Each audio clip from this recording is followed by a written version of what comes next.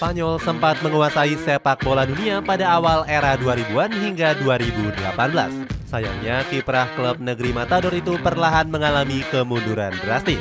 Kini sepak bola Spanyol perlahan bangkit dengan menjadi kompetisi yang paling banyak menyumbangkan klub sampai dengan partai 8 besar Liga Champions musim ini.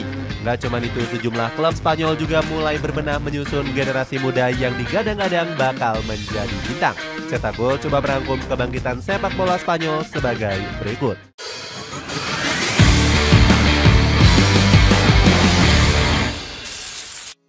Sempat menguasai sepak bola Eropa.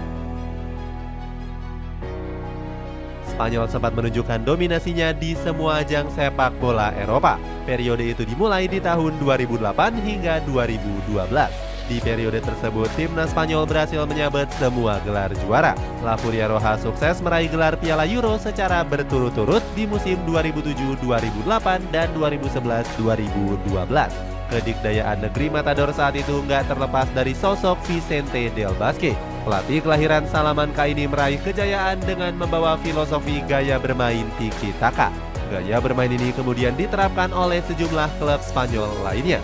Salah satunya adalah Barcelona yang berhasil mendominasi sepak bola Eropa di bawah asuhan Luis Enrique. Barcelona berhasil meraih gelar sextuple di tahun 2015. Kehebatan mereka saat itu mendapatkan sorotan dari media Mundo Deportivo. Media ini menyebut Barcelona sulit dikalahkan dengan filosofi permainan tiki-taka. Kemudian, kedikdayaan Barcelona di Eropa mampu diteruskan oleh Real Madrid. Dengan gaya bermain counter-attack, Zinedine Zidane berhasil membawa Los Blancos mendominasi. Pelatih berkepala pelontos itu sukses meraih 3 gelar Liga Champions secara berturut-turut.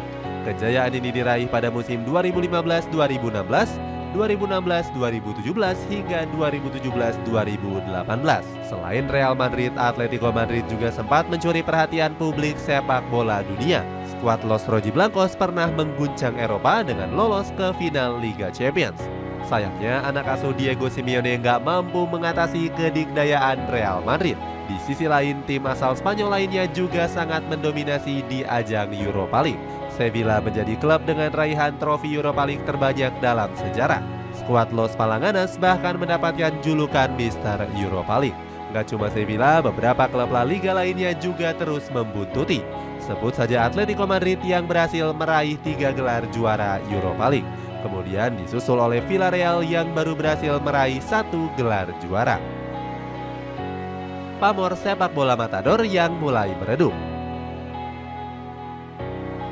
Akan tetapi dominasi tim-tim asal Spanyol mulai meredup seiring berjalannya waktu. Pada tahun 2020, kompetisi Liga Spanyol menempati urutan keempat Liga Top Eropa versi IFFHS. IFFHS bahkan menilai La Liga kalah jauh dari Serie A yang berada di peringkat pertama. Namun ranking ini nggak mempengaruhi posisi Liga Spanyol dalam peringkat koefisien UEFA. Saat itu mereka masih konsisten menempati peringkat kedua. Sayangnya konsistennya peringkat La Liga nggak dibarengi dengan konsistennya performa klub Spanyol. Di musim 2020-2021, Atletico Madrid dan Barcelona justru merosot secara drastis. Keduanya hanya mampu menembus babak 16 besar Liga Champions. Hasilnya, Liga Spanyol hanya diwakili oleh rival keduanya yakni Real Madrid. Kiprah Los Blancos di ajang Liga Champions juga nggak begitu baik setelah tersingkir di babak semifinal. Pasukan Zinedine Zidane gagal mengatasi perlawanan dari Chelsea asuhan Thomas Tuchel.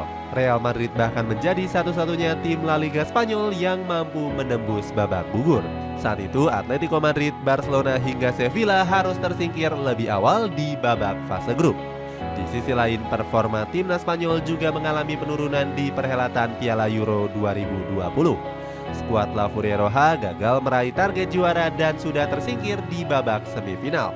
Pasukan Luis Enrique harus dipermalukan oleh timnas Italia lewat babak adu penalti. Kemunduran La Liga ternyata sudah dirasakan oleh pemain El Real yakni Toni Kroos.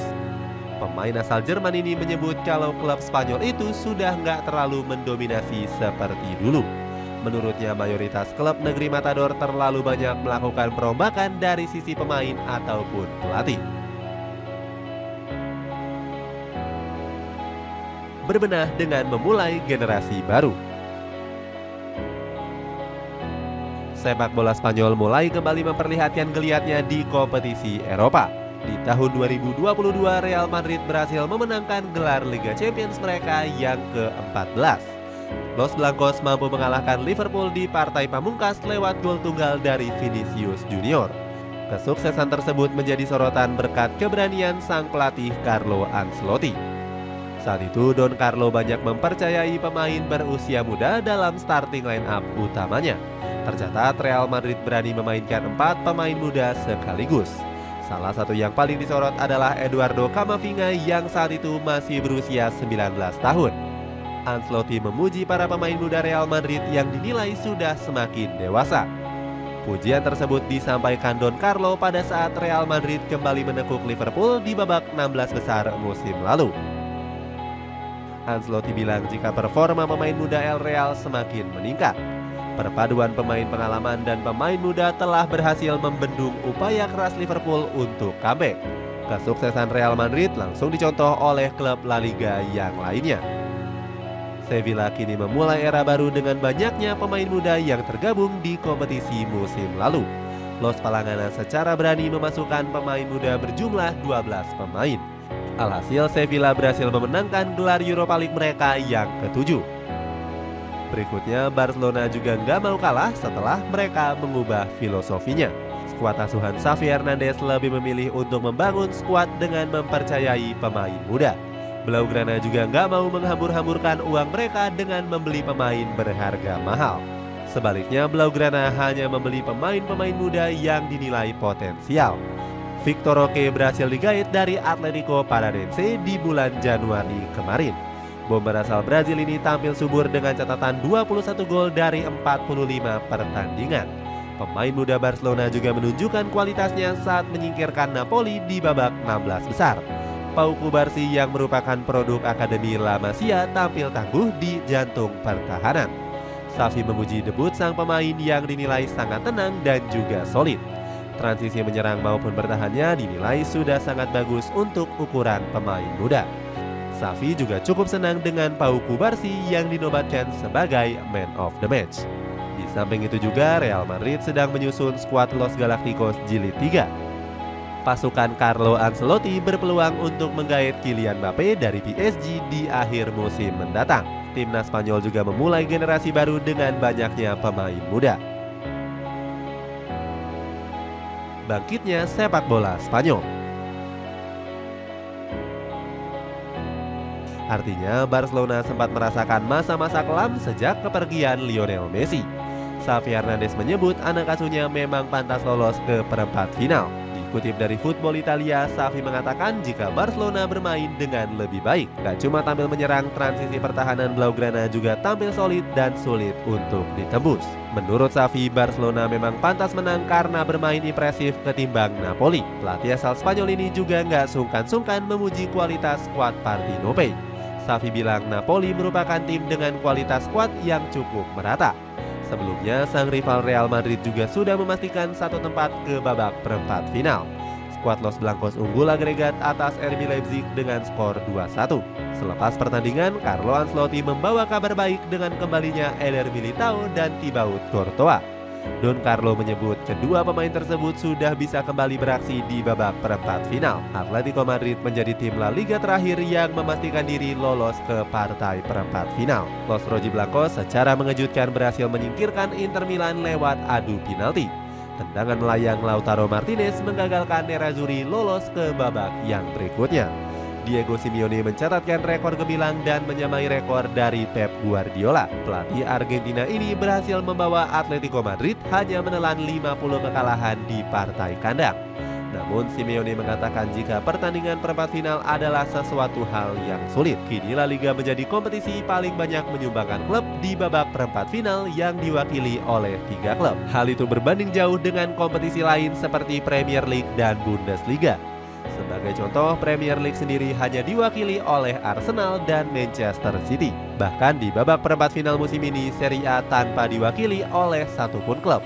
Padahal Inter Milan sangat dijagokan untuk lolos dan menjadi kandidat juara di musim ini. Di musim lalu, Nerazzurri berhasil lolos ke partai final Liga Champions sejak tahun 2010. Di samping itu juga, beberapa klub Serie A memang tengah naik daun. Bundesliga klub Italia seperti Napoli, AC Milan, dan Inter Milan juga berhasil lolos ke 8 besar Liga Champions musim lalu. Tim Italia juga seakan kena kutukan apabila bertemu dengan tim-tim Spanyol. Mereka nyaris nggak pernah meraih kemenangan pada saat bertemu dengan tim Spanyol. Sebelumnya, Coach Justin juga nggak menjagokan Inter Milan untuk lolos ke semifinal. Coach Justin menjagokan Arsenal, Bayern Munchen, Real Madrid, dan Manchester City yang lolos ke partai semifinal. Di sisi lain, timnas Spanyol juga tengah dalam tren yang bagus. Bahkan di kualifikasi Euro 2024, La Furia Roja sempat meraih 3 kemenangan berturut-turut. Gak cuma itu, mereka juga tampil produktif dengan mampu mencetak 15 gol.